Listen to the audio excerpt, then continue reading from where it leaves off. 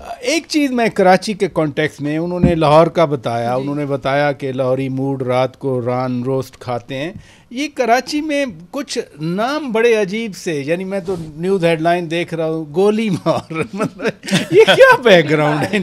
लालू खेत for example, Lalu खेत तो कभी बड़ा मशहूर था किसी और कॉन्टेक्स्ट में, और भी बहुत सारी ऐसी जगह हैं, मच्छर कॉलोनी कट्टी पहाड़ी, मच्छर कॉलोनी, भैंस कॉलोनी है, और नहीं भैंस कॉलोनी में सिर्फ भैंसे मतलब गवाले रहते हैं या वैसे पुराना नाम है उसका? ऐसे ही कोई नाम पड़ गया होगा। लालू खेत भी ऐसे ही पड़ गया होगा। कटी पहाड़ी का तो इसलिए मालूम है क्योंकि वो पहाड़ बीच में से उसका रास्ता निकाला था। वैसे वो नॉर्थ नासिराबाद का मच्छर तो हर जगह शहर में जी जी, और इसके चील चौक भी है और बहुत सारे। ये कराची को ट्रिब्यूट देना चाहिए कि कराची वालों ने मच्छर को इस काबिल समझा कि उसके नाम पे इलाका रख दिया, पूरे पाकिस्तान में बल्कि पूरी दुनिया में कहीं नहीं। अच्छा, मुझे ऐसा लगता है क्योंकि कराची इतना बड़ा है सर, मैंने अपनी जिंदगी के 30 साल वहाँ गुजारे कराची में, लेकिन मैंने आज तक पूरा कराची नहीं देखा।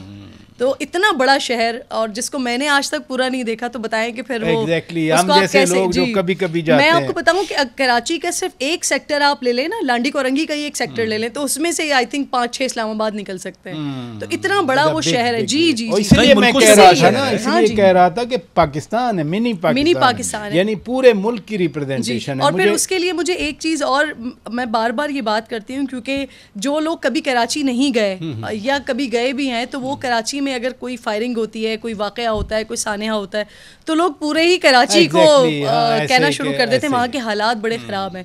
तो जो कराची में रहने वाले हैं ना, अगर आप सरकार के आदाद शुमार देखें तो 3 करोड़, वैसे लगता है कि 5 करोड़ का तो कम से कम वो शहर है।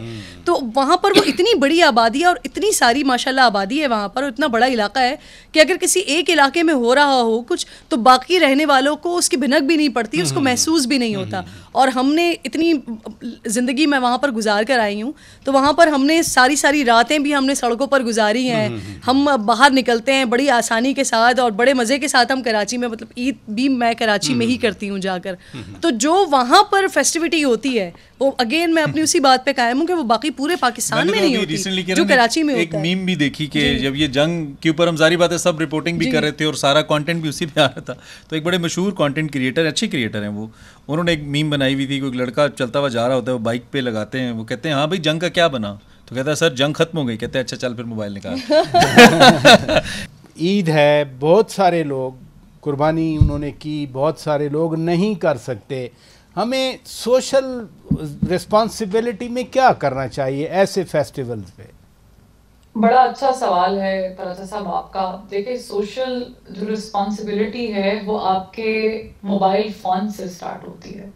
मसलन कि आप, हमारे यहाँ पे चूंकि सोशल मीडिया का ट्रेंड है और हर चीज़, हर बंदे की ख्वाहिश होती है कि वो कहीं ना कहीं पोस्ट कर दे उसके पास क्या मौजूद है, तो थोड़ा सा इज्तनाब बरतना चाहिए दिखावे में। आप इन चीज़ों को ऐसे पब्लिकली लोगों की दिल आज़ारी ना करेंगे जो नहीं ले सकते हैं, क्योंकि हमने भी बचपन की ईदें गुजारी। आपको पता होता है कि जब आप सोसाइटीज तो अभी बनी है, पहले मोहल्ले होते थे, किसी एक का बकरा आता था तो उसको अपनाइए तो सारे देते थे, लेकिन शिकवे माँ बाप से अलग अलग करते थे कि आपने क्यों नहीं लिया या हमने अभी तक क्यों नहीं लिया। तो आई थिंक एक तो ये एक बहुत बड़ी सोशल रिस्पॉन्सिबिलिटी है कि दिल आज़ारी ना करें अपने पब्लिसिटी स्टंट के लिए। दूसरी चीज़ है कि ख्याल रखें अपने इर्द गिर्द के लोगों का, अपने मिलने मिलाने वाले लोगों का, क्योंकि वो ज़माने तो ऐसा गुजर गए जब फ्रिज या फ्रीजर नाम की कोई चीज़ इन्वेंट नहीं हुई थी, तो लोग जो हैं वो अपना पका के, तब भी लोग अपनी खाने के मुताबिक पका के बाकी बांट देते थे ताकि खराब ना हो, किसी के मुंह में चला जाए, कोई खा ले इसे।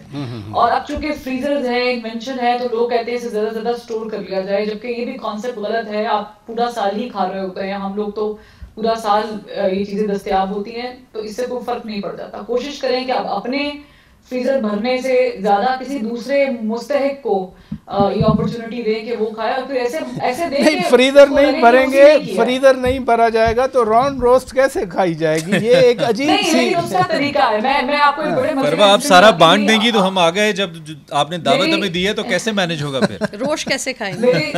ये जैसे देखे रोश बड़ा सीरियस मसला बन गया आज। फरवा भाई साहबा, ये रोश जो है ना, ये रोश जो है ना, अब इस रविश पे हमें चलना पड़ेगा जिसमें में हम रोश खा सकें आकर आपसे। ये रोश राफेल बन रहा है। गोश्त की जरूरत है। मेरी वालदा ये करती है कि जब वो कुर्बानी होती है ना, तो वो 3 हिस्से सुन्नत के मुताबिक जब बनते हैं ना, तो वो कोशिश करती हैं वो अपने हिस्से में भी, सिर्फ आपको मैं मैक्सिमम बताती हूँ 2 दिन का, इससे ज्यादा 1 दिन जो हमने खाना और 1 दिन जो दावत के लिए रखा है, इसके अलावा गोश्त वो सब दे देती हैं। कोई बात है कि कितना को भर के खा लेना है, तो वो खत्म ही होना है। तो बजाय इसके कि वो हम करें, आप रोश बनाएं, आप काबली पुलाव बनाएं, आप भुनी हुई कढ़ाई बनाएं, लेकिन आप 1-2 दिन की बनाएं, उसे खत्म कर ले। यही मजा है जिंदगी का, यही मजा है। एग्जैक्टली यही मजा है जिंदगी। चलें जी, रोश आप दोनों का पक्का हो गया, मुझे अभी पता नहीं है, गारंटर आप हैं। जाएंगे आप साथ ही, दिखाएंगे पहले आपको कि पराचा साहब के शो में कहा था आपने। इस ट्रीटी में वर्ल्ड बैंक आप है सर। अच्छा